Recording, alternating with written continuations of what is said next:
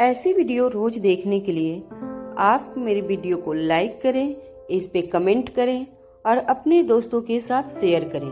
और हाँ, अगर आप इस चैनल पे नए हैं तो इसे सब्सक्राइब करना ना भूलें।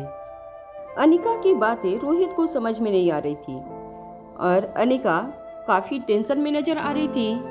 अनिका को देखकर ऐसा लग रहा था जैसे वो रोहित से कुछ कहना चाह रही थी, मगर वो रोहित को वो बात कहने से अपने आप को रोक रही थी। तभी अचानक आशीष के मॉनिटर से कुछ आवाजें आने लगी। रोहित को समझ नहीं आ रहा था कि हॉस्पिटल बेड पर बेहोश लेटे आशीष को हो क्या रहा था। अनिका और हॉस्पिटल के कुछ स्टाफ दौड़कर आईसीयू वार्ड के अंदर दाखिल हुए। रोहित वहीं खड़ा रहकर कांच के दरवाजे से सब कुछ देख रहा था। अनिका के कहने पर हॉस्पिटल का स्टाफ आशीष के शरीर में इंजेक्शन लगाने लगे। आशीष के शरीर में कोई भी हलचल नहीं नजर आ रही थी, मगर इतना रोहित भी जानता था कि जरूर मॉनिटर के जरिए अनिका ने कुछ ऐसी चीजें देखी थी जो आशीष के लिए काफी अलार्मिंग थी। लगभग 15 से 20 मिनट बीत गए। जब मॉनिटर की रीडिंग फिर से नॉर्मल हुई तो अनिका आईसीयू वार्ड से बाहर आई। तभी अनिका के कंधे पर हाथ रखते हुए रोहित ने पूछा, क्या हुआ आशीष को? वो बच तो जाएगा ना? तभी अनिका ने अपने चेहरे से सर्जिकल मास्क उतारते हुए धीमी आवाज में रोहित से कहा, इसका बचना बहुत मुश्किल है। हैरान होकर रोहित ने पूछा, तो क्या तुमने जो ऑपरेशन किया था वो सक्सेसफुल नहीं हुआ था? अनिका ने दबी हुई आवाज में रोहित की इस बात का जवाब देते हुए कहा, ऑपरेशन तो सक्सेसफुल हो गया था, मगर इस वक्त आशीष की जान पर जो खतरा है वो पत्थर टकराने की वजह से नहीं है। रोहित अनिका की बात नहीं समझ पा रहा था। तभी अनिका ने रोहित को पूरी बात समझाते हुए कहा, आशीष के शरीर में V16 पावर ड्रग ने साइड इफेक्ट दिखाना शुरू कर दिया है। अगर जल्दी से जल्दी आशीष को V16 पावर ड्रग का आखिरी डोज नहीं दिया गया तो उसे बचाना नामुमकिन है। अनिका की ये बात सुनकर रोहित के होश उड़ गए। हालांकि रोहित और अनिका दोनों ही आशीष के कई एहसानों के तले दबे थे, मगर आशीष को बचाने का सिर्फ एक ही मकसद था कि वो V16 पावर ड्रग का आखिरी डोज अनिका के पास मौजूद था। उसे आशीष को बचाने में इस्तेमाल कर दें और इसका सीधा मतलब होगा कि अलेक्जेंडर को बचाने के लिए उनके पास V16 पावर ड्रग नहीं होगा। अनिका के मुंह से यह बात सुनकर रोहित को अपने आप पर शर्मिंदगी महसूस होने लगी थी। रोहित मन ही मन ये सोचने लगा कि जिस इंसान की वजह से रोहित का खोया हुआ बेटा सालों बाद उसे वापस मिला था, आज उसी बेटे की जान बचाने के लिए रोहित और अनिका को उस इंसान को मारने के लिए छोड़ना था। रोहित और अनिका दोनों ही काफी परेशान थे। कुछ देर तक रोहित और अनिका वहीं हॉस्पिटल कॉरिडोर की बेंच पर बैठे रहे। तभी अचानक रोहित और अनिका के कानों पर हेलीकॉप्टर के पंखों की आवाज पड़ने लगी। हॉस्पिटल एक छोटे से गांव में बना हुआ था और हॉस्पिटल की कुछ ही दूरी पर एक बंजर जमीन पर एक बड़ा सा हेलीकॉप्टर लैंड हुआ। उस हेलीकॉप्टर से कुछ लोग एक आदमी को पकड़कर हॉस्पिटल की ओर आ रहे थे। अनिका इन लोगों को जानती थी। ये लोग कैलाश अधिकारी के लिए काम करते थे और जिस आदमी को वो लोग पकड़कर अनिका के पास ला रहे थे वो और कोई नहीं बल्कि कुछ महीने पहले दिल्ली के अस्पताल से भागे हुए बूढ़े बाबा थे। उनका चेहरा तो अभी भी पूरी तरह से जला हुआ नजर आ रहा था, मगर बढ़ी हुई दाढ़ी की वजह से बूढ़े बाबा ने अपने जले हुए चेहरे को काफी हद तक छुपा लिया था। अनिका को इस वक्त आशीष को कैसे बचाना हो उस चीज की बड़ी फिक्र हो रही थी। मगर जब बूढ़े बाबा को अनिका के पास लाया गया तब अनिका ने बूढ़े बाबा को देखकर कहा, आखिरकार आप मिल ही गए। बूढ़े बाबा ने ही उस वक्त अनिका से कहा था कि अगर उसे खतरनाक ऑर्गेनाइजेशन के साथ लड़ना है तो उसे किंग के साथ दोस्ती करनी होगी। इसका मतलब साफ था कि बूढ़े बाबा अच्छी तरह से जानते थे कि खतरनाक ऑर्गेनाइजेशन को जो सपोर्ट मिल रहा था वो इंपीरियल ग्रुप कर रहा था, और अगर अनिका किंग के साथ दोस्ती करती है और किंग अगर अनिका की मदद के लिए राजी हो जाता है तभी अनिका खतरनाक ऑर्गेनाइजेशन के साथ लड़ सकती थी। इसका मतलब साफ था कि बूढ़े बाबा अभी भी अपने सीने में कई राज लेकर घूम रहे थे और इसीलिए उसी वक्त अनिका ने कैलाश अधिकारी से कहकर बूढ़े बाबा को ढूंढने के लिए कह दिया था। इस वक्त बूढ़े बाबा को अपने सामने देखकर अनिका ने बूढ़े बाबा से कहा, बाबा आप शायद नहीं जानते कि किंग। इससे पहले कि अनिका अपनी बात पूरी कर पाती, बूढ़े बाबा ने अनिका को रोकते हुए कहा, मैं अच्छी तरह से जानता हूँ, सब कुछ जानता हूँ। याद है जाने से पहले मैंने तुमसे कहा था कि जब वक्त आएगा तब मैं वापस तुम्हारे सामने आ जाऊंगा। तुम्हें उस वक्त का इंतजार करना होगा। मैं तुम्हें दोबारा मिलूंगा। बूढ़े बाबा की ये बात सुनकर अनिका समझ चुकी थी कि कैलाश अधिकारी के लोग बूढ़े बाबा को ढूंढने में कामयाब नहीं हुए थे, बल्कि बूढ़े बाबा ने खुद अनिका तक पहुंचने के लिए अपने आप को ट्रेस करवाया था।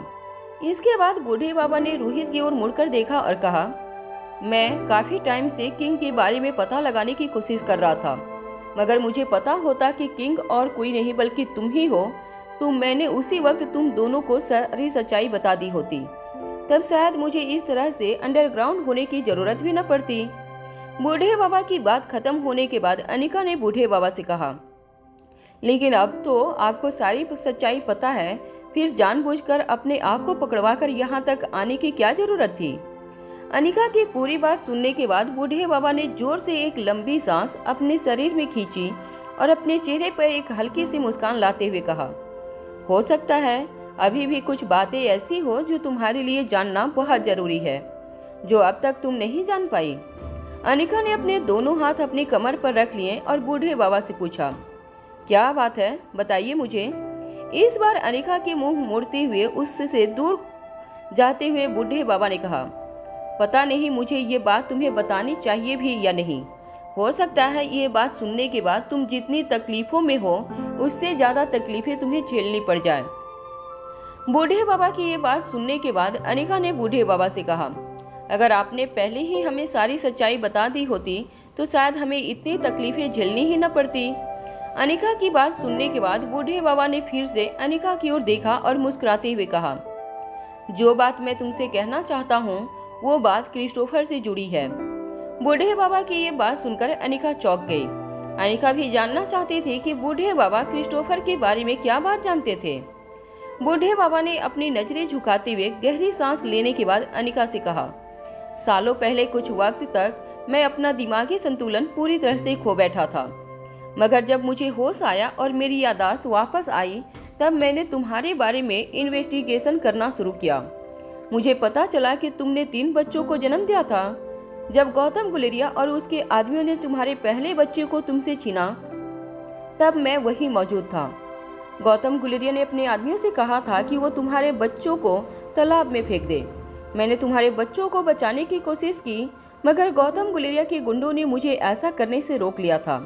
वो लोग ज्यादा जानते थे मुझसे और उन सब से लड़ने की मेरी ताकत शरीर में उतनी नहीं थी। मगर तभी एक आदमी मसीहा बनकर वहां पहुंचा और वो अकेला ही गौतम गुलेरिया के सारे गुंडों से लड़ा और उसी ने तुम्हारे पहले बेटे को बचा लिया। अनिका हैरान होकर बूढ़े बाबा से पूछा, कौन था वो आदमी? बूढ़े बाबा ने जवाब देते हुए कहा, वो क्रिस्टोफर था। बूढ़े बाबा के मुंह से ये बात सुनते ही रोहित और अनिका दोनों हैरान हो गए। बूढ़े बाबा ने अपनी बात आगे बढ़ाते हुए कहा, मैं नहीं जानता कि वो क्रिस्टोफर था या आशीष डोगरा। उस वक्त वहां पहुंचने वाला इंसान कौन था ये कहना तो बहुत मुश्किल था, मगर जब उसने नन्हे से अलेक्जेंडर को डूबने से बचाया था तब अचानक ही गौतम गुलेरिया ने एक गुंडे से एक बड़े से चाकू से अलेक्जेंडर पर वार करने की कोशिश की, मगर ऐन वक्त पर अलेक्जेंडर को बचाने के लिए क्रिस्टोफर ने अपना सीना आगे कर दिया। चाकू उसके सीने के आर पार हो गया। वो हमला जानलेवा था, मगर उस वक्त अगर उन गुंडों ने अलेक्जेंडर पर हमला किया होता और क्रिस्टोफर बीच में नहीं आया होता तो आज अलेक्जेंडर तुम्हारे साथ नहीं खड़ा होता। अनिका और रोहित दोनों बूढ़े बाबा की ये बात सुनकर चौंक गए।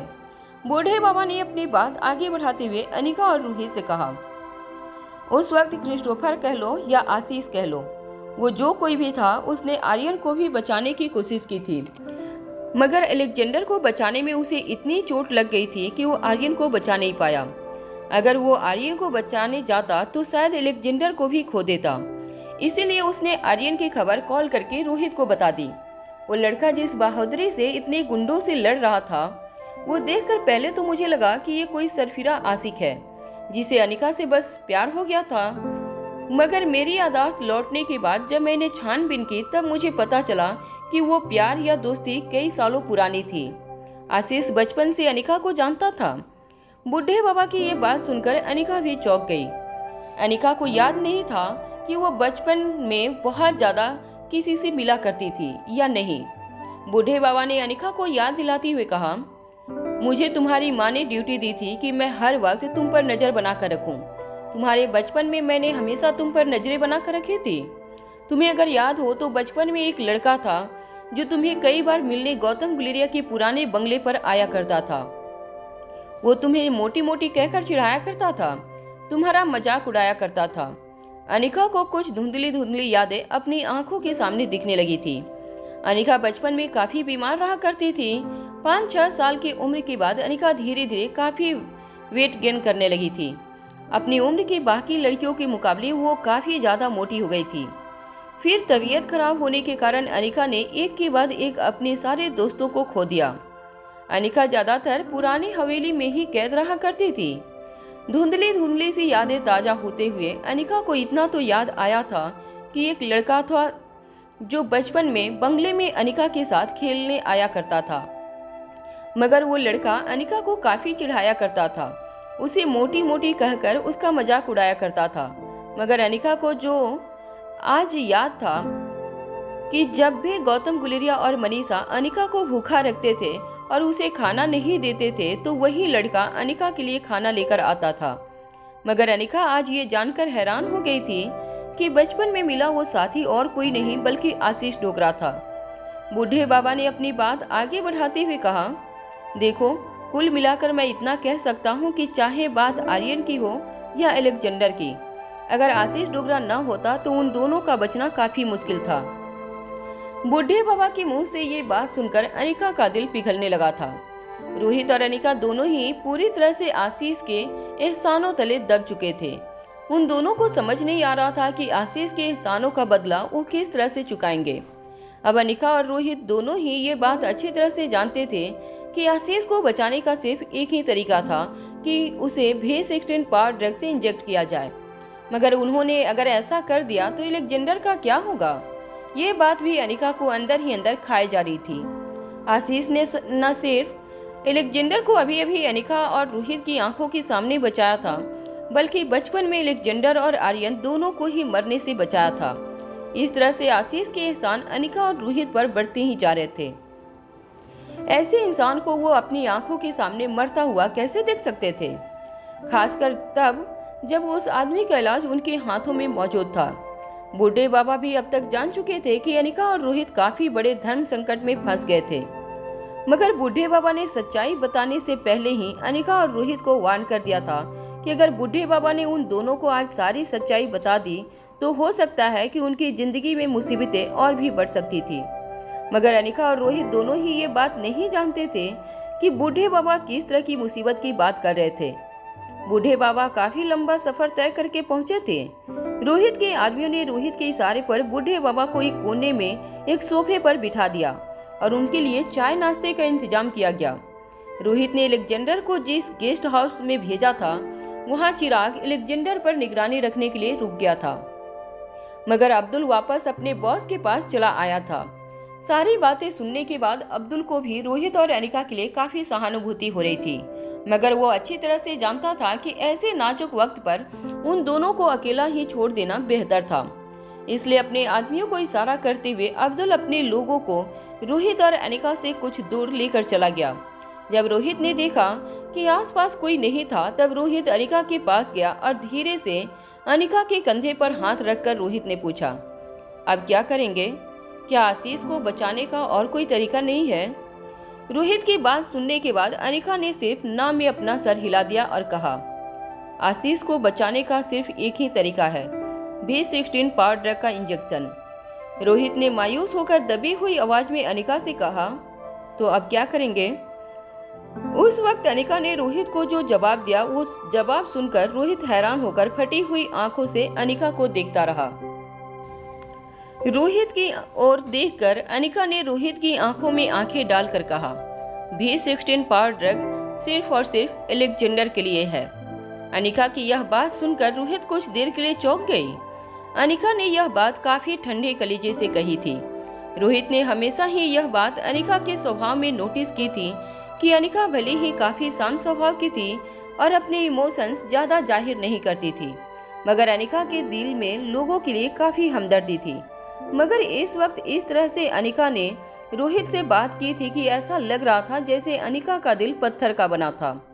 जिस आदमी ने रोहित और अनिका के ऊपर इतने एहसान किए थे, आर्यन और अलेक्जेंडर को मौत के मुंह से खींच निकाला था, उस आदमी के लिए अनिका के दिल में जरा सी भी हमदर्दी नहीं थी। कुछ देर बाद अपने मन में कुछ सोचने के बाद रोहित को अचानक ख्याल आया कि अनिका ने जो बात कही थी और जो डिसीजन लिया था वही डिसीजन रोहित ने भी अपने मन में लिया था। चाहे आशीष ने अनिका और रोहित पर कितने भी एहसान किए हो, मगर उन सारे एहसानों की कीमत अलेक्जेंडर की जान देकर वह लोग नहीं चुका सकते थे। अनिका एक माँ थी और उसने जो भी डिसीजन लिया था वह काफी प्रैक्टिकल था। रोहित और अनिका की बातें उनसे कुछ दूर मीटर खड़े अब्दुल ने भी सुनी थी। अब्दुल भी यह बात अच्छी तरह से जानता था कि अनिका काफी सख्त दिल की थी, मगर आज अब्दुल को अनिका पर गुस्सा नहीं बल्कि तरस आ रहा था। एक माँ होने के नाते अनिका के दिल पर क्या गुजर रही होगी, यह बात अब्दुल अच्छी तरह से समझ पा रहा था। भले ही अब्दुल अच्छी तरह से जानता था कि आशीष ने रोहित और अनिका के ऊपर बहुत सारे एहसान किए थे, मगर उन एहसानों को चुकाने के लिए कोई भी माँ अपने बच्चे की जान को खतरे में नहीं डाल सकती थी। यह बात अब्दुल भी अच्छी तरह से समझ सकता था। अनिका का फैसला सुनने के बाद रोहित ने अपना सर झुका लिया और अनिका से कहा, अगर हमने आशीष को मरने दिया तो अलेक्जेंडर जिंदगी भर हमसे नफरत करेगा। उसके दिल में एक बाप के लिए जो फीलिंग है वह सिर्फ आशीष के लिए है, और आज अगर हमने आशीष को मरने दिया तो अलेक्जेंडर मुझे कभी इज्जत की नज़रों से नहीं दिखेगा और ना ही तुम्हें। हो सकता है कि वह फ्यूचर में हमें नफरत करने लगे। अनिका ने भी अपना सर झुकाते हुए रोहित की बात सुनकर कहा, मैं अच्छी तरह से जानती हूँ कि एक छोटे से बच्चे के दिल पर इस बात का क्या अंजाम हो सकता है, मगर मैं एक माँ हूँ। मैं अपने बेटे की आंखों में अपने लिए नफरत तो देख सकती हूँ, मगर अपनी आंखों के सामने अपने बेटे को मरते हुए नहीं देख सकती। अनिका की बात काफी सिंपल और प्रैक्टिकल थी। रोहित अब यह जान चुका था कि अगर अनिका के हाथों में होता तो वह अपनी जान देकर भी आशीष की जान बचाती, मगर वह अपने बेटे की जान को खतरे में डालकर आशीष की जान नहीं बचा सकती थी। रोहित और अनिका कुछ देर तक खामोश अपनी अपनी जगह पर खड़े रहे और गहरे ख्यालों में खोए रहे। तभी अचानक आईसीयू वार्ड से 2-3 नर्स काफी घबराहट में बाहर निकली और अनिका की ओर आकर कहने लगी, मैडम, पता नहीं अचानक पेशेंट को क्या हो गया है। अचानक उनकी सांसें काफी धीमी पड़ गई है। हमने सारे मॉनिटर चेक किए मगर कहीं कोई गड़बड़ नहीं नजर आ रही है। हमें पता नहीं चल रहा है कि उनके शरीर में क्या हो रहा है। पेशेंट बेहोश है, इसलिए हम यह भी नहीं जान पा रहे हैं कि वह क्या फील कर रहा है। आप ही जाकर देखिए उसके साथ क्या हो रहा है। हॉस्पिटल स्टाफ की बात सुनकर अनिका तेजी से दौड़कर आईसीयू वार्ड के अंदर गई। अनिका ने देखा कि आशीष की हार्ट बीट काफी अनस्टेबल हो गई थी। तभी अनिका के बगल में खड़ी नर्स ने अनिका से कहा, मैडम, मुझे लगता है कि यह पेशेंट कैंसर का मरीज है और इसीलिए ट्रीटमेंट के बाद इस पेशेंट का शरीर इस तरह से रिएक्ट कर रहा है। हमारी कुछ समझ में नहीं आ रहा है कि इस पेशेंट को कैसे बचाया जाए। अनिका बहुत अच्छी तरह से जानती थी कि आशीष के शरीर के अंदर किस तरह से रिएक्शन हो रहे थे, मगर इस वक्त अनिका किसी भी हॉस्पिटल के स्टाफ के साथ यह बात शेयर नहीं कर सकती थी कि आशीष को क्या हो रहा था। सिर्फ अनिका ही ये जानती थी कि आशीष को बचाने का सिर्फ एक ही तरीका था कि उसे भीस्ट्रेक्टिन पाउडर ड्रग का इंजेक्शन दिया जाए। अनिका ने हॉस्पिटल के स्टाफ से कहा, मुझे लगता है कि मरीज अब बस कुछ ही पल का मेहमान है। हमारे हाथ में जितना था हम वह सब कुछ कर चुके हैं मरीज को बचाने के लिए। अब इससे ज़्यादा हम और कुछ नहीं कर सकते। जूनियर डॉक्टर और हॉस्पिटल का बाकी स्टाफ भी यह बात अच्छी तरह से समझ सकता था कि ऐसा कई बार होता है कि मरीज का ऑपरेशन सक्सेसफुल हो जाए, उसके बावजूद कुछ देर बाद मरीज के शरीर में कुछ ऐसे कॉम्प्लिकेशंस खड़े हो जाते हैं कि मरीज को बचाना नामुमकिन हो जाता है। अनिका अपना सर झुकाकर आईसीयू वार्ड से बाहर आ गई। जैसे ही अनिका बाहर आई, रोहित ने अनिका से पूछा, क्या हुआ, क्या हो रहा है आशीष को? अनिका ने धीरे से अपनी नजरें उठाकर रोहित को देखा और कुछ देर खामोश रहने के बाद अनिका ने दबी हुई आवाज में रोहित से कहा, मुझे लगता है हमें आशीष को विदा कर देना चाहिए। कुछ ही वक्त में वह अपनी आखिरी सांसें लेगा। बस अब हम भगवान को यही प्रार्थना कर सकते हैं कि भगवान उसकी आत्मा को शांति दे। यह कहकर अनिका अपने दिल पर पत्थर रखकर रोहित से दूर जाने लगी। तभी अचानक रोहित ने अनिका का हाथ पकड़ लिया। अनिका चौंक कर रोहित को देखने लगी। रोहित ने धीरे से अपनी जेब में हाथ डाला और रोहित ने अपनी मुट्ठी अनिका के हाथों में रख दी। जब रोहित ने अपनी मुट्ठी खोली तो अनिका ने देखा कि रोहित की मुट्ठी में V16 पावर ट्रक की शीशी थी। अनिका ने हैरानी से रोहित को देखने लगी। कुछ देर बाद रोहित ने दबी हुई आवाज में अनिका से कहा, जाओ बचा लो आशीष को। रोहित की बात सुनकर अनिका हैरान रह गई। रोहित की बात सुनकर अनिका का दिमाग जैसे सून सा पड़ गया था। उसे समझ नहीं आ रहा था कि उसके आसपास क्या चल रहा था, वह कहाँ खड़ी है और रोहित ने ऐसा क्यों कहा था। रोहित की बात ने अनिका को जिंदगी में पहली बार एक ऐसा सदमा दिया था जिससे बाहर आना उसके लिए मुश्किल था। तभी अचानक आईसीयू वार्ड से एक नर्स बाहर आई और अनिका से कहने लगी, मैडम मुझे लगता है कि पेशेंट अपनी आखिरी सांसें गिन रहा है। क्या आपको लगता है कि हमें पेशेंट पर लगे सारे मॉनिटर और सारे मशीन निकाल देने चाहिए? अनिका बस फटी हुई आंखों से रोहित को देखने लगी। अनिका को इस वक्त ऐसा लग रहा था जैसे अनिका के पैरों के नीचे से किसी ने जमीन खींच ली थी और अनिका उसके अंदर धंसती जा रही थी, मगर कहीं न कहीं रोहित की आंखों में अनिका को पकड़ रखा था। रोहित की काली गहरी आंखें जैसे अनिका को कह रही थी कि जो कुछ भी होगा वह देखा जाएगा, हमारे बच्चे को कुछ नहीं होगा, बस इस वक्त तुम हमारी जिंदगी पर एहसान करने वाले इंसान को मरने से बचा लो। रोहित की अनकही बातें अनिका अच्छी तरह से सुन पा रही थी। जैसे ही पास खड़ी नर्स की आवाज अनिका के कानों पर पड़ी, अनिका ने बिना कुछ सोचे रोहित के हाथों से V16 पावर ड्रग ले लिया और आईसीयू वार्ड के अंदर चली गई। अनिका को अंदर जाते हुए देखकर अब्दुल दौड़कर रोहित के पास आया और कहने लगा, बॉस ये आप क्या कर रहे हैं? आप होश में तो हैं? आप ये कैसे कर सकते हैं? आप अलेक्जेंडर के पिता हैं। आप अपने बेटे को मौत के मुंह में कैसे धकेल सकते हैं? अब्दुल वही इंसान था जिसने जब पहली बार अलेक्जेंडर को देखा था तब उसे अलेक्जेंडर काफी बदतमीज और नकचड़ा लड़का लगता था, मगर वक्त बीतता गया और अब्दुल को पता चला कि अलेक्जेंडर का स्वभाव क्या था। वह भले ही बाहर से काफी अड़ियल और जिद्दी लगता था, मगर हकीकत में वह काफी इमोशनल और भावुक लड़का था। वक्त रहते अब्दुल को अलेक्जेंडर से काफी लगाव हो गया था। अब्दुल को अलेक्जेंडर में एक ऐसा बच्चा नजर आ रहा था जो कभी अपने दिल में कोई बात छुपाता नहीं था। जो उसके दिल में था वही उसकी जुबान पर था। अपने पालतू जानवरों से अलेक्जेंडर जितना प्यार करता था उतना अब्दुल ने कभी किसी इंसान को जानवर से प्यार करते हुए नहीं देखा था। अलेक्जेंडर की यही क्वालिटीज ऐसी थी जो अब्दुल को बेहद पसंद आने वाली थी। इनफैक्ट मारवा इंडस्ट्रीज के कर्मचारियों में यह भी बातें होने लगी थी कि अलेक्जेंडर ही रोहित मारवा का असली वारिस था और मारवा ग्रुप ऑफ इंडस्ट्रीज को सही तौर पर अलेक्जेंडर के रूप में एक फ्यूचर लीडर मिल गया था। हालांकि सभी लोग आर्यन से भी बेहद प्यार करते थे, मगर सब जानते थे कि एक काबिल लीडर बनने की सारी क्वालिटीज अलेक्जेंडर में मौजूद थी। अब्दुल रोहित के फैसले से काफी नाखुश था, इसलिए पहली बार अपने बॉस के सामने अपनी आवाज ऊंची करते हुए अब्दुल ने कहा, आप ये बहुत गलत कर रहे हैं मालिक। मैं अच्छी तरह से जानता हूँ कि आपके 3 बच्चे हैं, मगर इसका मतलब ये तो नहीं कि आप नन्हे से अलेक्जेंडर की बलि चढ़ा दें। मैं अच्छी तरह से जानता हूँ कि आशीष साहब ने बहुत एहसान किए हैं आप पर और मैडम पर। मैं यह भी जान चुका हूँ कि अलेक्जेंडर बाबा और आर्यन बाबा आज जिंदा हैं तो सिर्फ आशीष साहब की वजह से, मगर इसका मतलब यह तो नहीं कि आशीष साहब की जान बचाने के लिए एक छोटे से बच्चे की बलि चढ़ा दी जाए। यह सारी बातें करते हुए अब्दुल की आंखों से आंसू बहने लगे थे, मगर रोहित पत्थर दिल बनकर अब्दुल के सारे एलिगेशन चुपचाप सुनता रहा। रोहित के चेहरे को देखकर ऐसा लग रहा था जैसे वह खुद नहीं जानता था कि उसने जो फैसला लिया था वह सही था या गलत।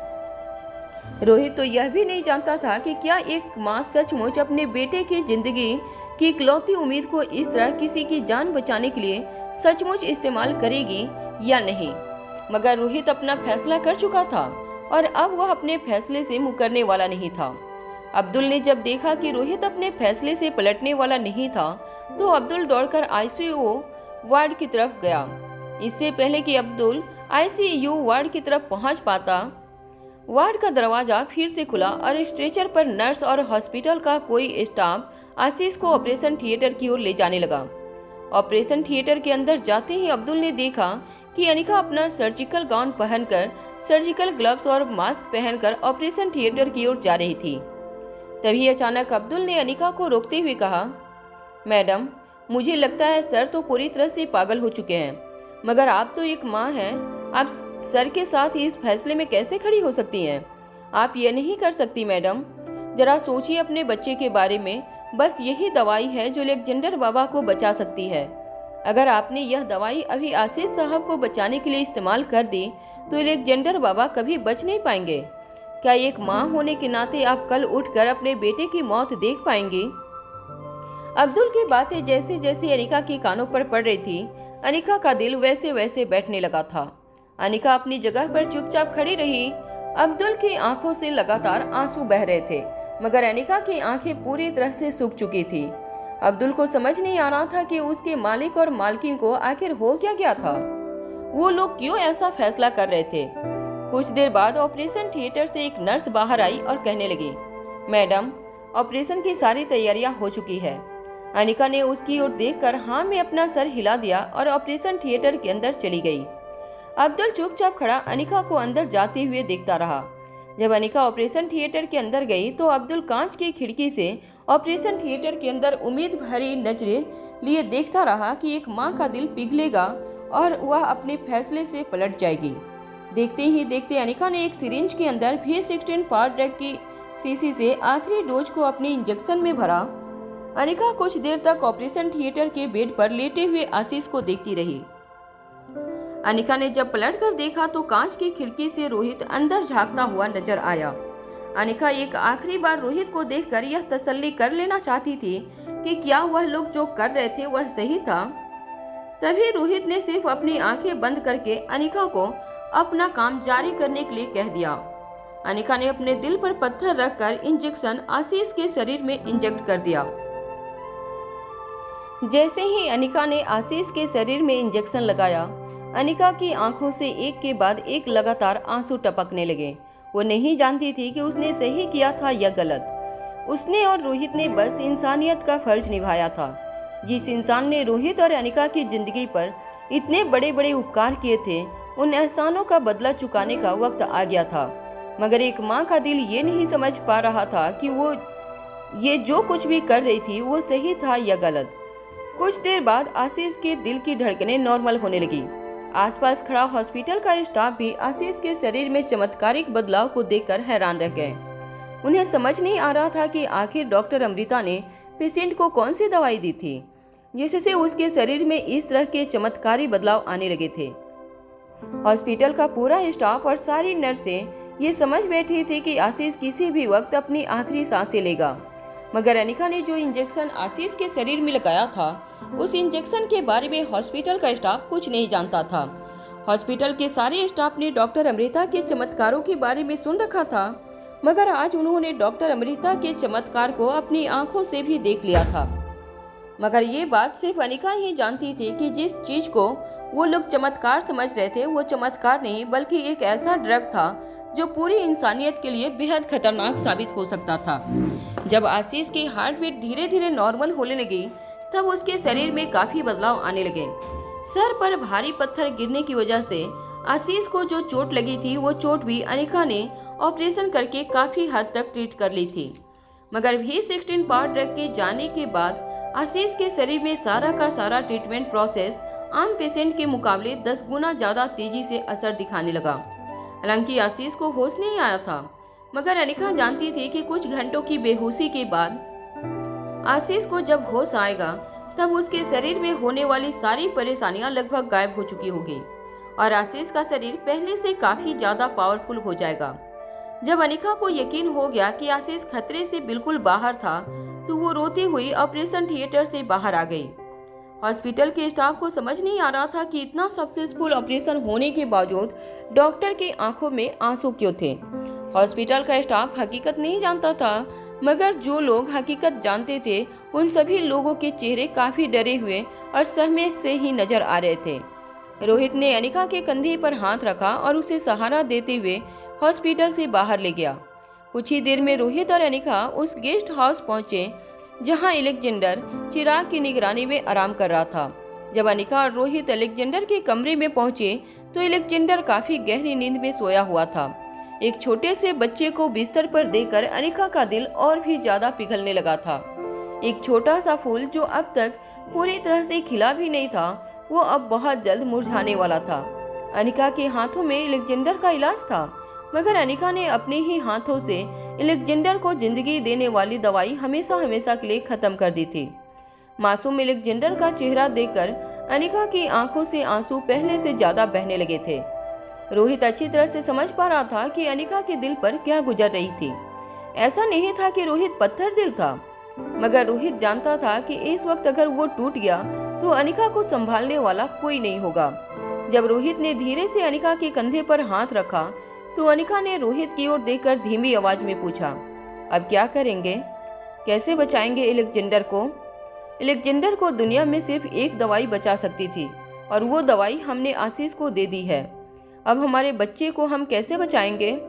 रोहित के पास अनिका की इस बात का कोई जवाब नहीं था, मगर रोहित अच्छी तरह से जानता था कि अनिका का हौसला बढ़ाने के लिए रोहित को इस वक्त अनिका के साथ पॉजिटिव बात करना बहुत जरूरी था। मगर इससे पहले कि रोहित अनिका को कुछ भी कह पाता, अचानक ही अनिका के कानों पर एक मीठी सी आवाज पड़ी। अलेक्जेंडर अपने बिस्तर पर बैठ गया और बड़ी बड़ी आंखों से अनिका को देखकर कहने लगा, मम्मा आप बिल्कुल चिंता मत कीजिए। अच्छा हुआ आपने वो दवाई डैड को दे दी। डैड ने बचपन में कई बार मेरी जानें बचाई है। आज अगर मेरी वजह से डैड की जान बचती है तो मुझे कोई दुख नहीं होगा। इनफैक्ट मैं तो बहुत खुश हूँ कि आपने डैड को बचा लिया। अनिका को समझ नहीं आ रहा था कि वो अपने बेटे को किन नजरों से देखे। एक छोटा सा 6 साल का बच्चा अपनी जान की कुर्बानी देकर उस इंसान को बचाना चाहता था जिसका उसके साथ खून का रिश्ता भी नहीं था। अनिका को एक के बाद एक अलेक्जेंडर को मिलने के बाद हुए सारे किस्से याद आने लगे। जब पहली बार अलेक्जेंडर और अनिका की मुलाकात हुई थी तो अनिका को ये महसूस हुआ था कि अलेक्जेंडर एक काफी बदतमीज लड़का है। जब अनिका को ये पता चला कि अलेक्जेंडर अनिका का ही बेटा था, तब अनिका को एहसास हुआ था कि अलेक्जेंडर अपने बचपन में कितना अकेला रहा था। बेसमेंट की काली 4 दीवारी के बीच अंधेरे में पूरा बचपन बिताने के बाद अलेक्जेंडर बाकी बच्चों से काफी ज्यादा सेंसिटिव था।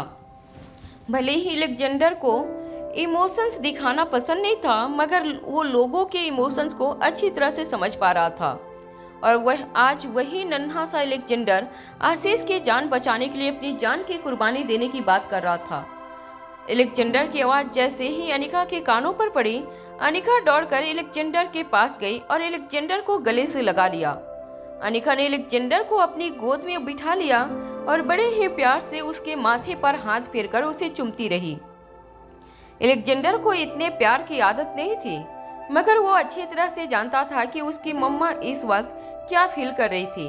पूरी तरह से टूट चुकी अनिका को संभालते हुए अलेक्जेंडर ने कहा, मम्मा प्लीज रोइए मत। मैं अच्छी तरह से जानता हूँ अब मेरे पास ज्यादा वक्त बाकी नहीं है, ज्यादा से ज्यादा 1 महीना। अलेक्जेंडर की बात सुनकर अनिका और रोहित दोनों हैरान रह गए। अलेक्जेंडर ने अनिका और रोहित की काफी बातें सुनी थी, जिनमें से एक बात ये भी थी कि V16 पाउडर का इंजेक्शन लगाने में अब ज्यादा से ज्यादा 1 महीने का वक्त बाकी था। इसका मतलब साफ था कि अलेक्जेंडर के पास जीने के लिए सिर्फ 1 महीना बाकी था। अलेक्जेंडर ने अनिका की आंखों से आंसू पोंछते हुए कहा, ये 1 महीना बहुत है मेरे लिए। मम्मा क्या आप जानती हैं कि जब मैं उस बेसमेंट के अंधेरे कमरे में रहता था, तब मैं दिन रात सिर्फ एक प्रार्थना करता था कि मैं कभी उस अंधेरे कमरे से बाहर निकलूं, इस दुनिया को देखूं, मैं समुंदर देखूं, रेगिस्तान देखूं, हर वो जगह देखूं जो कुदरत ने बनाई है। मगर तभी मैंने ये नहीं सोचा था कि मैं कुदरत की बनाई एक ऐसी चीज से मिलूंगा जो मैंने कभी सपने में भी नहीं सोची थी। अनिका बड़ी हैरानी से अलेक्जेंडर की ओर देखती रही। उसके बाद अपने इमोशंस को कंट्रोल करते हुए अनिका ने अलेक्जेंडर से पूछा, वो कौन सी चीज है बेटा? अलेक्जेंडर ने पहली बार अनिका के कंधे पर अपना सिर रखते हुए कहा, एक माँ का प्यार। नन्हे से अलेक्जेंडर की यह बात सुनकर इस बार रोहित पूरी तरह से टूट गया।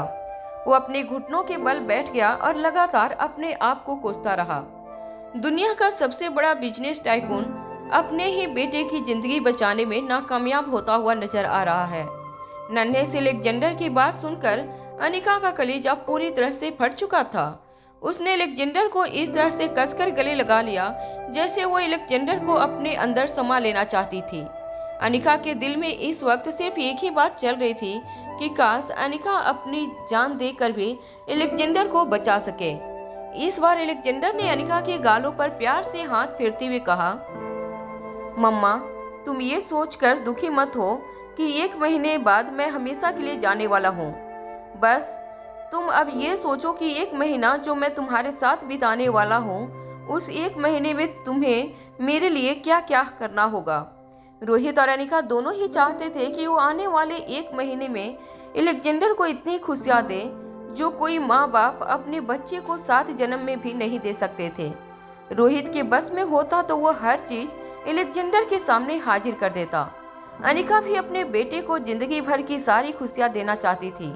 आज वो अलेक्जेंडर की किसी भी जिद के सामने खुशी खुशी अपनी घुटने टेकने के लिए तैयार थी। वो अपने बेटे की एक मुस्कान के लिए अपना सब कुछ न्यौछावर करने के लिए भी तैयार थी। अनिका ने बड़े ही प्यार से अलेक्जेंडर के माथे पर हाथ फेरते हुए कहा, कहो बेटा, तुम्हें क्या चाहिए?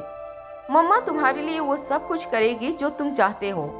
नन्हे से अलेक्जेंडर ने अपनी मीठी आवाज में रोहित और अनिका की ओर देखते हुए कहा, मैं चाहता हूँ कि आप दोनों शादी कर लें। नन्हे से अलेक्जेंडर की ये फरमाइश सुनकर रोहित और अनिका दोनों चौंक गए। वो हैरानी से एक दूसरे को देखने लगे।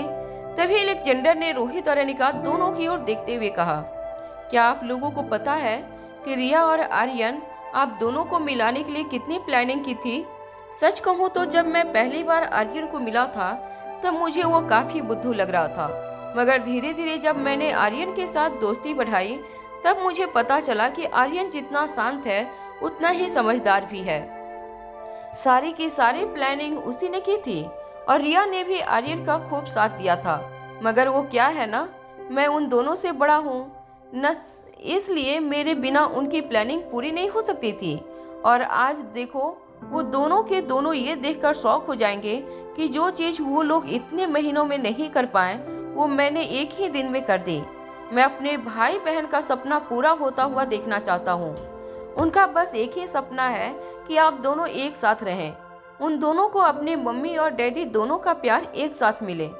जिस दिन आप दोनों की शादी होगी और आपका पूरा का पूरा परिवार एक हो जाएगा, वो दिन उनकी जिंदगी का सबसे खुशी का दिन होगा और शायद मेरी जिंदगी का भी।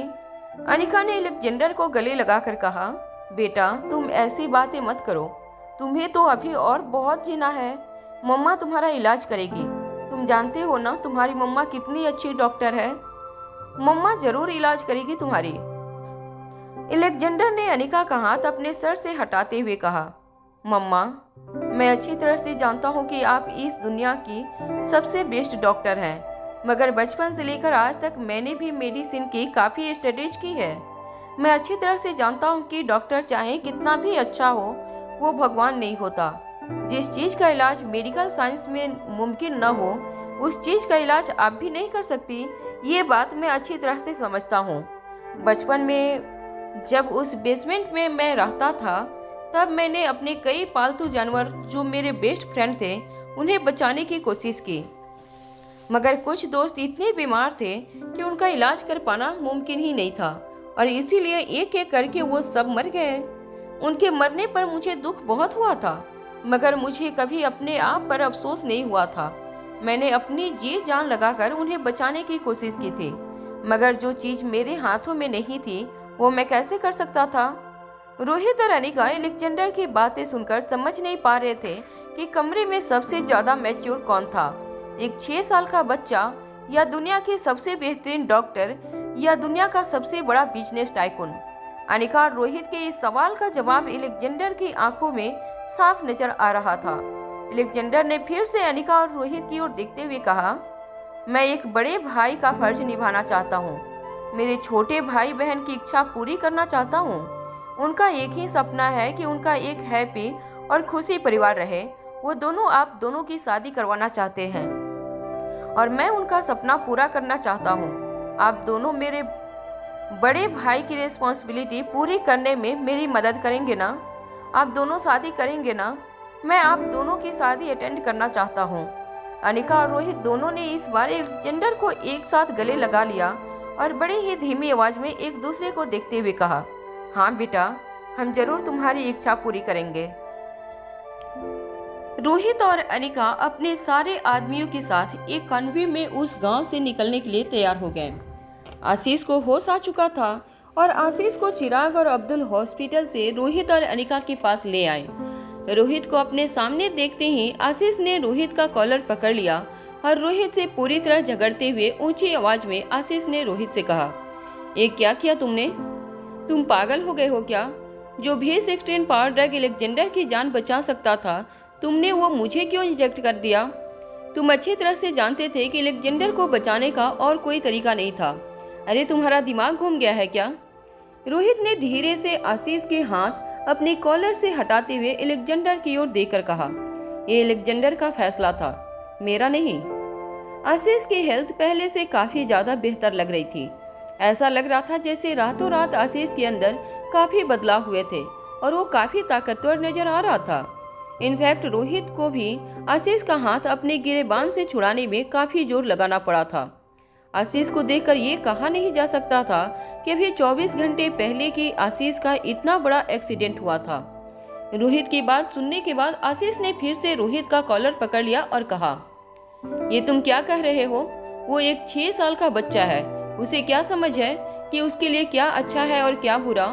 मगर तुम तो अच्छी तरह से जानते थे कि अगर एलेक्जेंडर को V16 पावर ड्रग नहीं मिला तो उसके साथ क्या हो सकता था। तभी एलेक्जेंडर की मीठी आवाज आशीष के कानों पर पड़ी।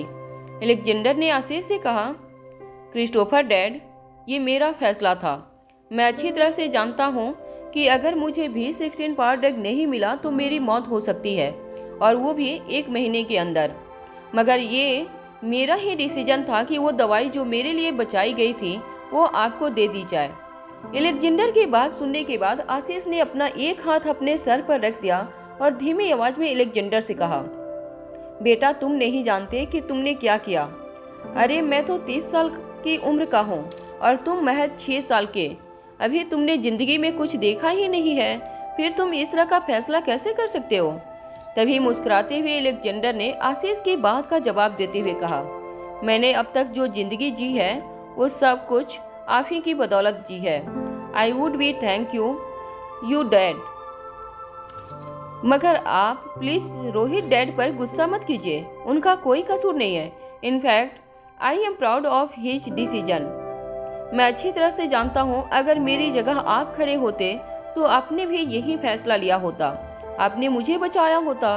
मगर बचपन में मैं कई बार आपने मेरी जान बचाई है और आज मुझे मौका मिला था आपकी जान बचाने का। मैं ये मौका कैसे जाने दे सकता था?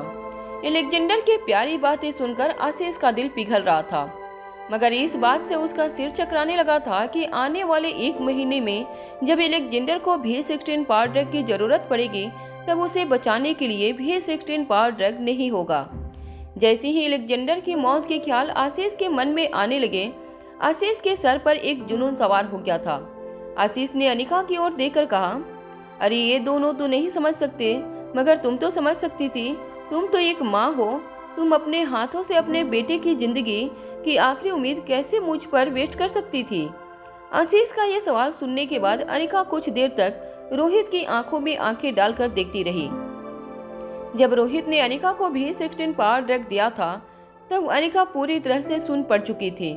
उसके दिमाग में सोचने समझने की शक्ति पूरी तरह से खो चुकी थी। मगर अनिका को अब एक बात का एहसास हो गया कि अगर वो दुनिया में किसी पर सबसे ज़्यादा विश्वास करती है तो वो सिर्फ और सिर्फ रोहित है। रोहित ने जो फैसला लिया था वो अनिका और उसके पूरे परिवार के लिए सही होगा। ये मानकर अनिका ने आशीष का इलाज किया था। जब आशीष ने देखा कि अनिका कोई जवाब नहीं दे रही थी और चुपचाप अपनी नजरें झुकाकर आशीष के सामने खड़ी रही, तब आशीष की आंखों से आंसू बहने लगे। आशीष ने अनिका से कहा, ये क्या किया तुमने? अगर एलेक्जेंडर को कुछ हो गया तो मैं अपनी जिंदगी को हमेशा हमेशा के लिए कोसता रहूंगा। मैं इस गिल्ट में कभी भी जी नहीं पाऊंगा। तुम लोगों ने बहुत गलत किया। अरे मुझे मर जाने दिया होता। तुम लोग एक बात भूल रहे हो कि मेरी मौत के साथ साथ क्रिस्टोफर भी हमेशा हमेशा के लिए मर गया होता। वो हमेशा हमेशा के लिए तुम लोगों की जिंदगी से चला गया होता, तुम पांचों का परिवार हमेशा हमेशा के लिए एक हो गया होता। जरा बच्चों के बारे में तो सोचो। जब रिया और आर्यन को पता चलेगा कि तुम लोगों ने उसके भाई की जिंदगी की आखिरी उम्मीद मुझ जैसे इंसान पर वेस्ट कर दी है, तो वो तुम्हारे बारे में क्या सोचेंगे? एक माँ बाप होने की हैसियत से तुम दोनों हमेशा हमेशा के लिए बच्चों की नज़रों में रिस्पेक्ट खो दोगे। और ये सब कुछ किसके लिए? मेरे लिए। न तो मेरे पास जीने की कोई वजह है और ना ही चाह। अरे मेरा तो खुद का वजूद भी मेरा नहीं है। मेरे शरीर पर कोई और कब्जा करके बैठा है जिसे मैं बेइंतहान नफरत करता हूँ। न तो मेरे जन्म के कोई मायने थे और ना ही मेरी जिंदगी के। आशीष बार बार अपनी जिंदगी को कोसता रहा। आशीष की जिंदगी बचाने का अनिका और रोहित का फैसला आशीष को एक बहुत बड़ी बेवकूफ़ी लग रही थी। उसे समझ नहीं आ रहा था कि अगर V16 पावर ड्रग उन लोगों ने आशीष को इंजेक्ट कर दिया था तो वो एलेक्जेंडर को कैसे बचाने वाले थे।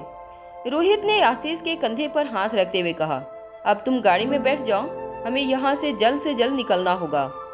रोहित जिस तरह से कैजुअली आशीष के साथ बात कर रहा था, वो देखकर भी आशीष को विश्वास नहीं हो रहा था कि रोहित एक ऐसा बाप था जिसने अपने हाथों से अपने बेटे की जिंदगी की सारी उम्मीदों का गला घोट दिया था।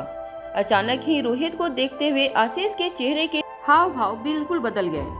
आशीष ने अपनी आवाज गहरी करते हुए रोहित से पूछा, आखिरकार तुमने साबित कर दिया कि तुम्हारी रगों में भी वही गंदा खून बह रहा है। तुम भी बिल्कुल बूढ़े किंग की तरह ही सोचते हो। तुमने भी सोच लिया होगा कि तुम्हारे 3 बच्चे हैं और भविष्य में और बच्चे पैदा भी कर लोगे। अगर अपनी जिंदगी पर हुए एहसानों के बदले एक बेटे की बलि चढ़ भी जाती है तो तुम्हें कोई फर्क नहीं पड़ता। आशीष की ऐसी बातें रोहित के दिल में गहरा जख्म कर रही थी, मगर रोहित के पास इस वक्त आशीष को हर चीज एक्सप्लेन करने का वक्त नहीं था। रोहित ने आशीष के कंधे पर हल्का सा धक्का लगाते हुए आशीष से कहा, अब चलो जल्दी से अंदर बैठ जाओ। वहाँ अनिका भी बड़ी ही कैजुअली गाड़ी के अंदर बैठ गई थी और बाकी लोगों के गाड़ी में बैठने का इंतजार कर रही थी। अनिका ने अपनी गोद में एलेक्जेंडर को बिठा रखा था। अनिका और रोहित के बिहेवियर को देखने के बाद आशीष को समझ नहीं आ रहा था कि उनसे क्या कहे। आशीष को ये भी नहीं समझ में आ रहा था कि अपनी जान बचाने के लिए वो रोहित और अनिका को थैंक्स कहे या इस तरह का फैसला लेने पर उन दोनों के साथ हमेशा हमेशा के लिए संबंध तोड़ दे। आशीष का दिमाग बिल्कुल सुन्न हो गया था कि इस तरह रोहित ने आशीष को गाड़ी के अंदर बिठाया और वैन का दरवाजा बंद कर लिया। रोहित ने आशीष को जिस वैन में बिठाया था उस वैन में रोहित और आशीष के अलावा एलेक्जेंडर और अनिका थे और साथ ही रोहित का एक भरोसेमंद ड्राइवर अब्दुल और चिराग कॉन्वे में पीछे की गाड़ियों में आ रहे थे। पूरा कन्वे अपने सफर पर चल पड़ा। रोहित और अनिका की वैन में बिल्कुल खामोशी छाई रही। फिर कुछ देर बाद चुप्पी तोड़ते हुए आशीष ने रोहित और अनिका की ओर देखकर कहा, अब तुम लोगों को एक बात याद रखनी होगी, मेरी जिंदगी के साथ साथ तुम लोगों ने क्रिस्टोफर को भी बचा लिया है। क्रिस्टोफर का खतरा तुम्हारे सर से अब तक टला नहीं है।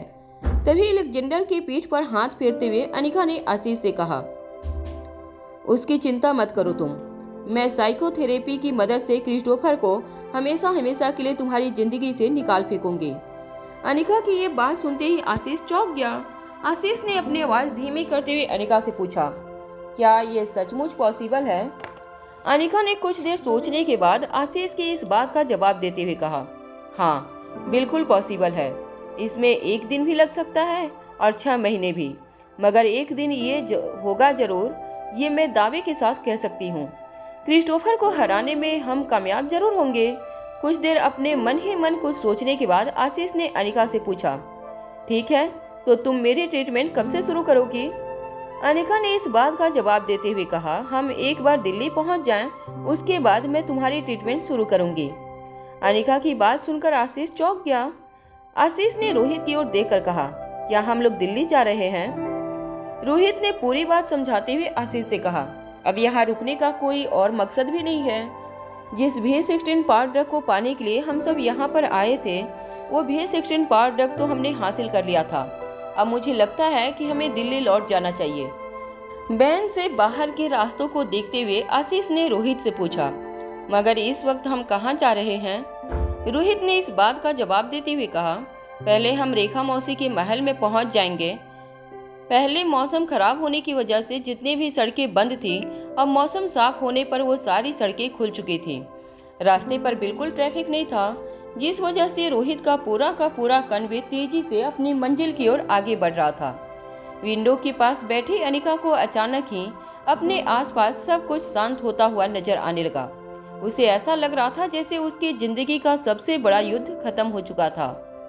रोहित ने खतरनाक ऑर्गेनाइजेशन को इंपीरियल ग्रुप से मिलने वाली फंडिंग को हमेशा के लिए बंद कर दिया था, जिसकी वजह से खतरनाक ऑर्गेनाइजेशन अब हमेशा के लिए इनएक्टिव हो गया था।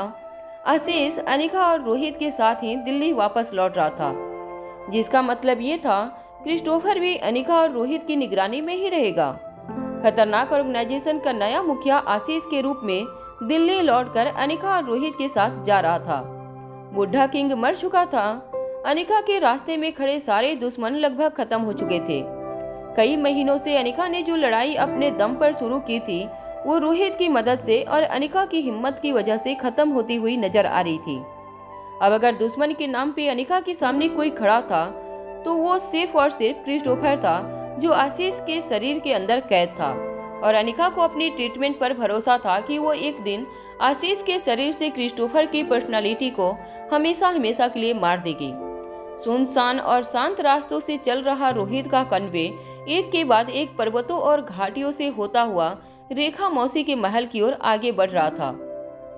लगातार कई घंटों तक रोहित और अनिका की वैन यूरोप की सुंदर और पहाड़ी सड़कों से गुजरती हुई रेखा मौसी के महल की ओर आगे बढ़ रही थी। आशीष और रोहित बारी बारी से थोड़ी देर तक अपनी नींद पूरी कर रहे थे और बारी बारी से कन्वे पर अपनी निगरानी रख रहे थे। अनिका काफी देर तक अलेक्जेंडर को अपनी बाहों में पकड़े हुए गहरी नींद में सोती रही। अलेक्जेंडर भी अच्छी तरह से जानता था कि उसकी मम्मा को सोने की कितनी आदत थी, और वो बिना हिले डुले और बिना अपनी मम्मी को डिस्टर्ब किए अपनी मम्मा की गोद में लेटा रहा। वो हर 2 घंटे में अपने भाई बहन को कॉल लगाकर उन्हें अपनी लोकेशन की जानकारी देता रहा। जब अनिका की आंखें खुली तो अनिका को एहसास हुआ कि अनिका ने 22 घंटे की नींद पूरी कर ली थी और रेखा मौसी का महल आने में अब कुछ ही घंटों का वक्त बाकी था।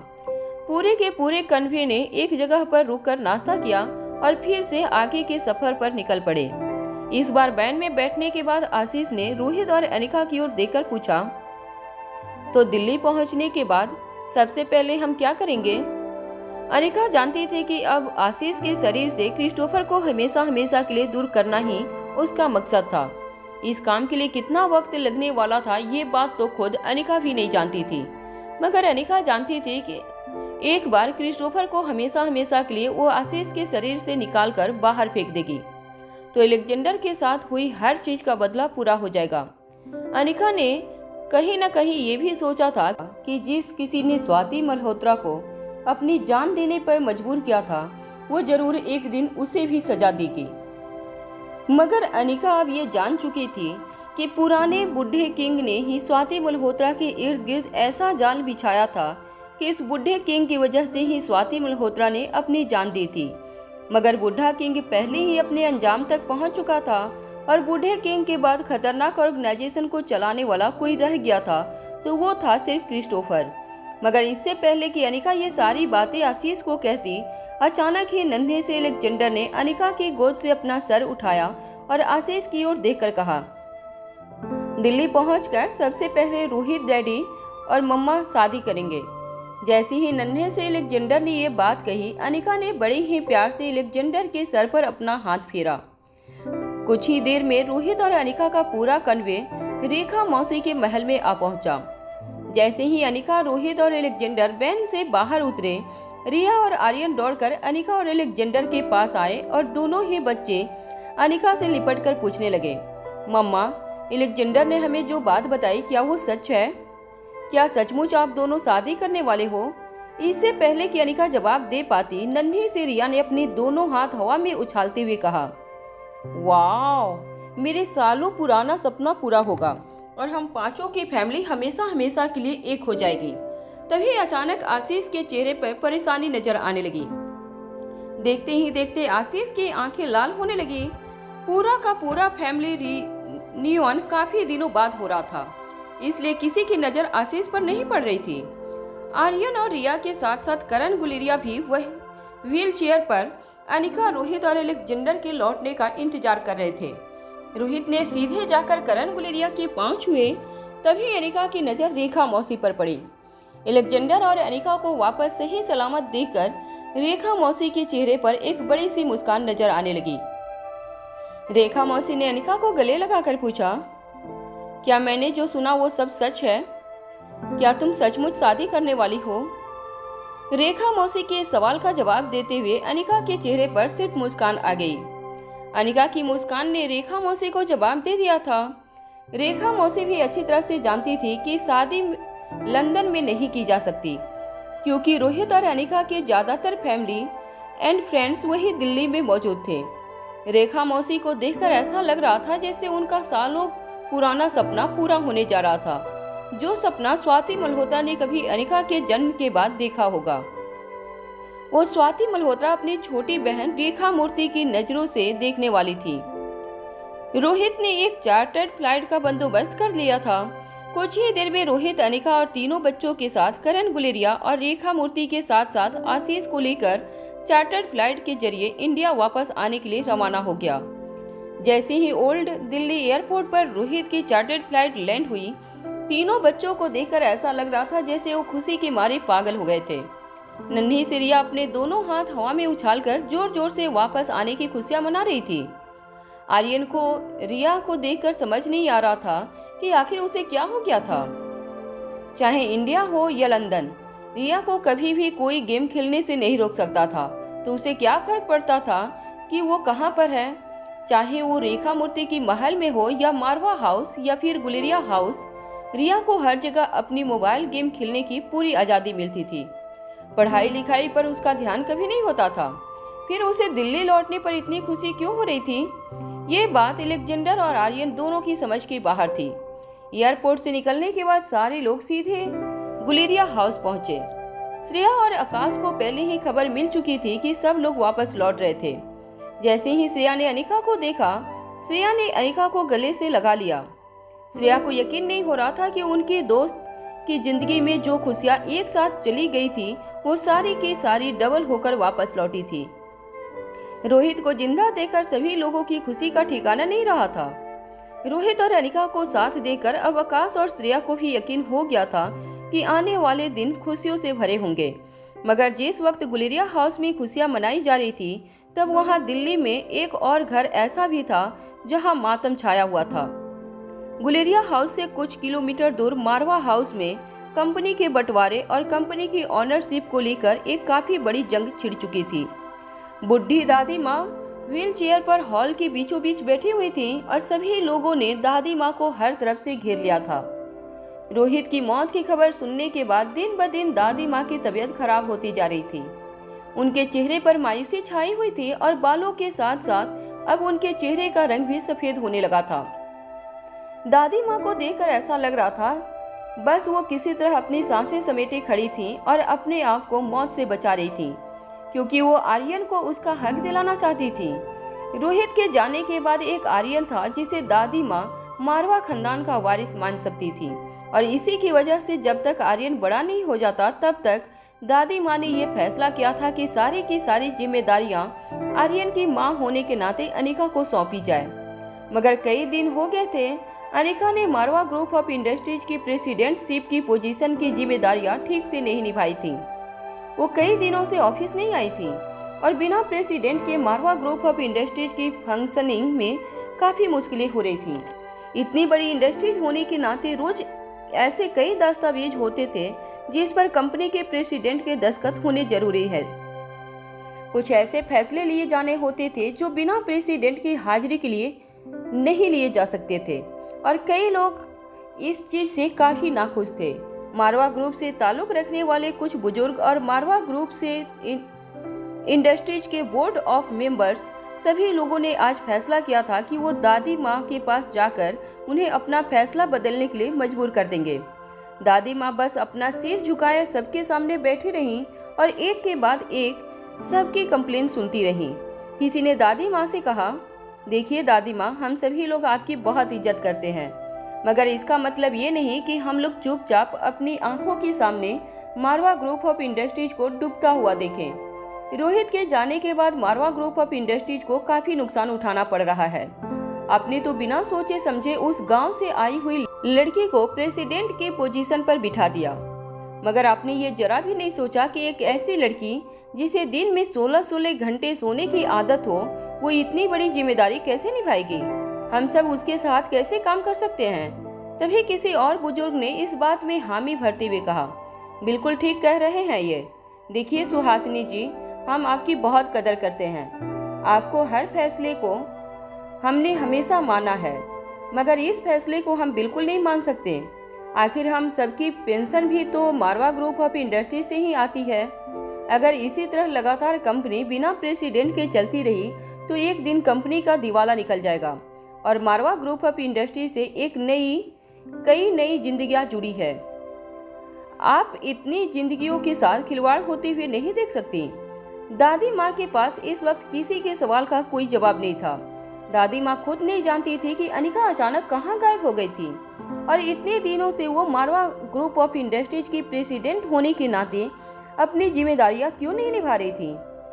तभी मारवा ग्रुप ऑफ इंडस्ट्रीज के एक बोर्ड ऑफ डायरेक्टर ने आगे आते हुए दादी माँ से कहा, देखिए सुहासिनी भाभी, मैं अच्छी तरह से जानता हूँ कि आर्यन के लिए आपके दिल में कितना लगाव है, मगर आप समझने की कोशिश कीजिए कि आर्यन अभी बहुत छोटा है और फिर जब तक वो कंपनी की जिम्मेदारियां संभालने के लायक नहीं हो जाता, तब तक मेरा मानना है हमें कंपनी की प्रेसिडेंटशिप की कुर्सी पर उसी को बिठाना चाहिए जो इसका असली हकदार है। मेरे ख्याल से आज अगर रोहित या रोहित के दादाजी जिंदा होते तो वो लोग भी यही फैसला लेते। दादी माँ हैरानी से उस बोर्ड ऑफ डायरेक्टर की बात गौर से सुनने लगी। तभी उस बोर्ड ऑफ डायरेक्टर ने अपनी बात आगे बढ़ाते हुए कहा, मुझे लगता है कि इस प्रेसिडेंटशिप की कुर्सी पर असली हकदार हम सबके बीच पला बढ़ा हंसराज मारवा है। रोहित के पिता और आपके बेटे को ही ये जिम्मेदारी सौंप देनी चाहिए। अगर आपको पंकज और आयुष पर भरोसा नहीं है तो बेशक न करें, हम आपको किसी भी चीज के बारे में फोर्स नहीं करेंगे, मगर मुझे लगता है कि हंसराज मारवा अगर प्रेसिडेंटशिप की पोजीशन संभाल लेता है तब तो आपको भी कोई एतराज नहीं होना चाहिए। आखिर हंसराज आपका बेटा है और बिजनेस करने का उसे एक्सपीरियंस भी है। इस वक्त हमारे पास हंसराज से बेहतर कोई ऑप्शन नहीं है, ये बात आपको भी माननी होगी। दादी माँ जानती थी कि वो इस वक्त हालात के हाथों मजबूर थी। अगर प्रैक्टिकली सोचा जाए तो दादी माँ के सामने खड़े बोर्ड ऑफ डायरेक्टर जो कुछ भी कह रहे थे वो सब सच था। आखिर कितनी देर तक इतनी बड़ी कंपनी बिना प्रेसिडेंट के चल सकती थी। आज दादी माँ को कोई न कोई फैसला लेना था, मगर इससे पहले कि दादी माँ अपना फैसला सुनाती, अचानक ही दादी माँ की केयर टेकर लीला तेजी से दादी माँ के पास आई और कहने लगी, बड़ी मालकिन, एक खुशखबरी है। जब दादी माँ ने लीला के चेहरे की ओर देखा तो लीला के चेहरे पर काफी खुशी नजर आ रही थी। दादी माँ को समझ नहीं आ रहा था कि आखिर इतनी क्या खुशी की बात थी जिस वजह से लीला इतनी इम्पोर्टेंट मीटिंग में दादी माँ को डिस्टर्ब करने चली आई थी। रोहित के जाने के बाद मारवा हाउस में कभी खुशियाँ नहीं आई थी, तो फिर ऐसी क्या बात थी जिस पर लीला इतनी खुश हो रही थी। ये दादी माँ की समझ से बाहर था। लीला के चेहरे पर इतनी बड़ी मुस्कान देखकर दादी माँ ने लीला से पूछा, क्या हुआ, तुम इतनी खुश क्यों हो? और क्या तुम जानती नहीं यहाँ कितनी इम्पोर्टेंट मीटिंग चल रही है? तुम यहाँ क्यों चली आई? लीला ने दादी माँ की व्हील चेयर का हैंडल पकड़ लिया और दादी माँ के बगल में घुटनों के बल बैठ गई। लीला तेज सांसें ले रही थी। उसके चेहरे को देखकर ऐसा लग रहा था कि वो दादी माँ को बहुत कुछ कहना चाहती थी, मगर उससे शब्द नहीं मिल रहे थे। लीला को इस तरह हाँफते हुए देखकर दादी माँ ने लीला से कहा, अरे क्या हुआ? इस उम्र में तुम सठिया गई हो क्या? अब बोलोगे भी कि क्या हुआ है? अपनी सांसों को कंट्रोल में लाते हुए लीला ने दादी माँ से कहा, वो लोग आ गए बड़ी मालकिन, वो लोग आ गए, वो लोग लौट आए हैं बड़ी मालकिन। अचानक ही लीला की बात सुनकर दादी माँ की आंखों में चमक नजर आने लगी।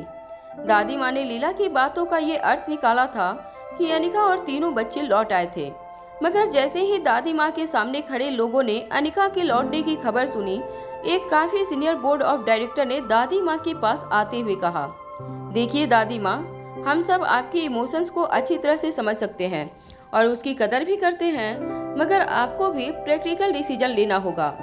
दादी माँ के सामने खड़े सभी लोग अच्छी तरह से जानते थे कि दादी माँ इतनी आसानी से पिघलने वाली नहीं थी।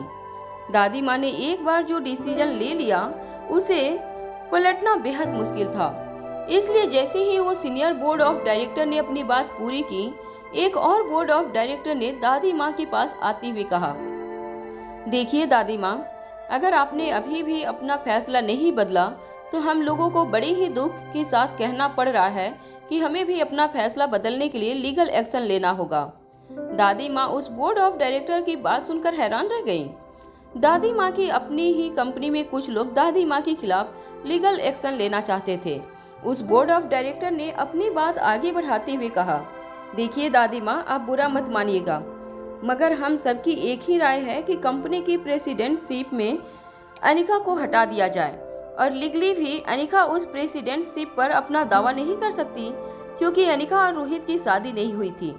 हाँ, हम सब ये बात अच्छी तरह से जानते हैं कि अनिका ने रोहित के बच्चों को जन्म दिया है, मगर लीगली वो दोनों पति पत्नी नहीं हैं, इसलिए कायदे से अनिका रोहित की विधवा भी नहीं है। अगर हमने वक्त रहते सही कदम नहीं उठाया तो कल को उठकर हो सकता है अनिका किसी और के साथ शादी कर ले और वो इंसान अनिका का पति होने की हैसियत से हमारी कंपनी पर हक जमा बैठे। मारवा ग्रुप ऑफ इंडस्ट्रीज, जिसे आपके पति ने और रोहित ने इतनी मेहनत से खड़ा किया है, हम उसे किसी ऐरे गैरे के हाथ में ऐसे ही नहीं जाने दे सकते। अनिका को अब आपको इस कंपनी से निकालना ही होगा। आप लोगों से हाथ जोड़कर रिक्वेस्ट करती हूँ कि कृपया आप लोग मेरे वीडियो को डाउनलोड करके नहीं देखें। इतना मेहनत करती हूँ, प्लीज़ मुझे सपोर्ट कीजिए।